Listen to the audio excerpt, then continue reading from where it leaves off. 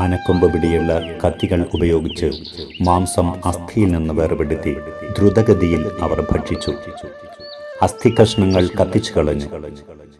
തയ്യാറാക്കിയിരുന്ന sauce പോലുള്ള തവിട്ട് നിറമുള്ള ചാറിൽ വെളുത്തുള്ളിയും പാകം ചെയ്യാത്ത ഇലകളും മുക്കി അതിവേഗം ഭക്ഷിച്ചു. ഈ സമയമെല്ലാം അവർ നിൽക്കുകയായിരുന്നു. ഇരിപ്പിടങ്ങളെ ചാരി നിന്നു എന്ന് മാത്രം. ഈശോ പുളിപ്പില്ലാത്ത അപ്പക്കഷണങ്ങളിൽ ഒന്ന് മുറിച്ച് ഒരു ഭാഗം മൂടിവെച്ചു. ബാക്കി ഭാഗം അപ്പസ്തോലന്മാർക്ക് വിതരണം ചെയ്തു. ഒരു കപ്പ് വീഞ്ഞുകൂടി അവർ യേശുവിൻ്റെ പക്കൽ കൊണ്ടുവന്നെങ്കിലും അവിടുന്ന് അത് കുടിച്ചില്ല. അവിടുന്ന് പറഞ്ഞു, ഇതെടുത്ത് നിങ്ങൾ പങ്കുവെക്കുവിൻ.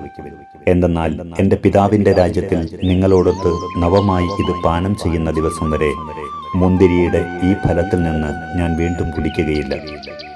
വീഞ്ഞു കുടിച്ച ശേഷം അവർ ഒരു കീർത്തനം പാടി. ഈശോ പ്രാർത്ഥിക്കുകയോ പഠിപ്പിക്കുകയോ ചെയ്തു. കൈ കഴുകിയ ശേഷം അവർ ഇരുന്നു. ഈശോ മറ്റൊരു കുഞ്ഞാടിനെ മുറിച്ചു.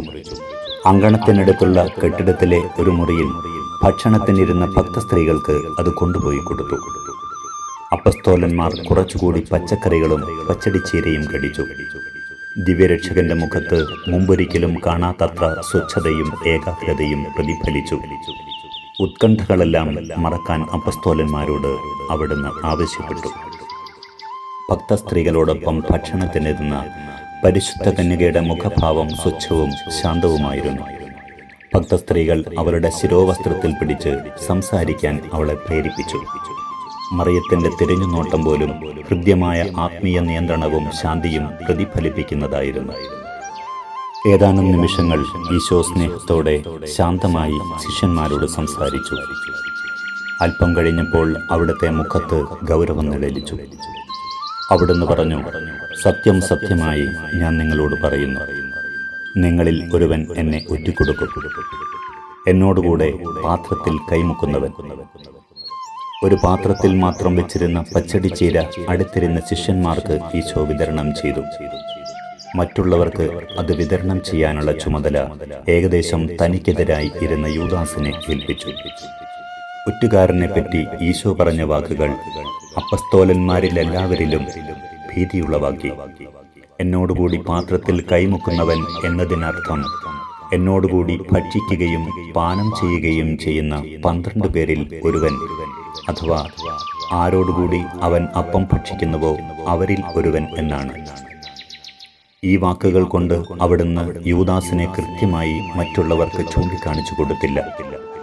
കാരണം ഒരു പാത്രത്തിൽ കൈമുക്കുക എന്നതിന് വളരെ അടുത്ത സമ്പർക്കത്തിലും സൗഹൃദത്തിലും ആയിരിക്കുക എന്നേ അർത്ഥമുള്ളൂ.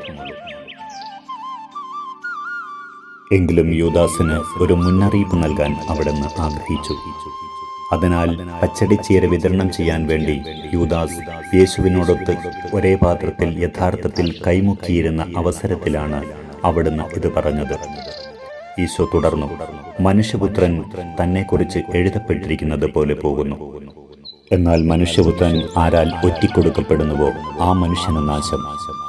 ആ മനുഷ്യൻ ജനിക്കാതിരുന്നെങ്കിൽ അവന് നന്നായിരുന്നു. ഇത് കേട്ട് അസ്വസ്ഥരായ അപ്പസ്തോലന്മാർ ഓരോരുത്തരും ചോദിച്ചു, കർത്താവേ, അത് ഞാനാണ്? അവൻ പറഞ്ഞതിൻ്റെ അർത്ഥം അവർക്ക് മനസ്സിലായില്ല. യേശുവിൻ്റെ ശാസന പലപ്പോഴും ലഭിച്ചിരുന്ന പത്രോസ് യേശു അർത്ഥമാക്കിയത് തന്നെ ആയിരിക്കുമോ എന്ന് ഭയന്ന് യേശുവിൻ്റെ പിന്നിലൂടെ ചരിഞ്ഞ് ഒറ്റുകാരൻ ആരാണെന്ന് ചോദിക്കാൻ യോഹന്നാനോട് ആംഗ്യം കാണിച്ചു. ഈശോയുടെ വലതുവശത്താണ് യോഹന്നാൻ ഇരുന്നത്. അവർ ഇടതുകൈയിൽ ചാരിയിരുന്ന് വലതു കൈകൊണ്ട് ഭക്ഷണം കഴിച്ചിരുന്നതിനാൽ യോഹന്നാന്റെ തല യേശുവിൻ്റെ മാറോട് ചേർന്നിരുന്നു. യേശുവിൻ്റെ വക്ഷസ്സിലേക്ക് ചാരിക്കൊണ്ട് അവൻ ചോദിച്ചു, കർത്താവേ, അത് ആരാണ്? ഞാൻ അപ്പം മുക്കി ആർക്ക് കൊടുക്കുന്നുവോ അവനാണ് എന്ന് യേശുവിൻ്റെ അധരങ്ങളിൽ നിന്ന് ഞാൻ കേട്ടില്ല. അത് അവിടുന്ന് സ്വകാര്യമായി അവനോട് മന്ത്രിച്ചോ എന്നും എനിക്ക് അറിയില്ല. ഏതായാലും യേശു അപ്പം മുക്കി അനുകമ്പയോടെ യൂദാസിന് കൊടുത്തപ്പോൾ യോഹന്നാൻ അത് മനസ്സിലാക്കി. അത് ഞാനാണോ കർത്താവേ എന്ന് യൂദാസും ചോദിച്ചു. ഈശോ സ്നേഹത്തോടെ അവരെ നോക്കിക്കൊണ്ട് പൊതുവായ ഒരു ഉത്തരം മാത്രം പറഞ്ഞു. യഹൂദരുടെ ഇടയിൽ അപ്പം മുക്കിക്കൊടുക്കുന്നത് സൗഹൃദത്തിന്റെയും വിശ്വസ്തതയുടെയും അടയാളമായിരുന്നു. ഈ അവസരങ്ങളിൽ ഈശോ യൂദാസിന് അപ്പം മുക്കിക്കൊടുത്തത് മറ്റുള്ളവർ അറിയാതെ അവന്റെ കുറ്റത്തെക്കുറിച്ച് മുന്നറിയിപ്പ് നൽകുന്നതിനായിരുന്നു. പക്ഷേ യൂദാസിന്റെ ഹൃദയം നിറയെ ജ്വലിക്കുന്ന രോഷമായിരുന്നു. വിരുന്ന് നടക്കുന്ന സമയം മുഴുവൻ ഒരു ഭീകരജീവി അവന്റെ പാദത്തിങ്കൽ ഇരിക്കുന്നതും ചിലപ്പോൾ ഹൃദയത്തോളം കയറിപ്പോകുന്നതും ഞാൻ കണ്ടു. ഈശോയിൽ നിന്ന് മനസ്സിലാക്കിയ കാര്യം യോഹന്നാൻ പത്രോസിനോട് പറയുന്നത് ഞാൻ കേട്ടില്ല. എങ്കിലും ഒരു നോട്ടം വഴി യോഹന്നാൻ അവനെ സ്വസ്ഥനാക്കി.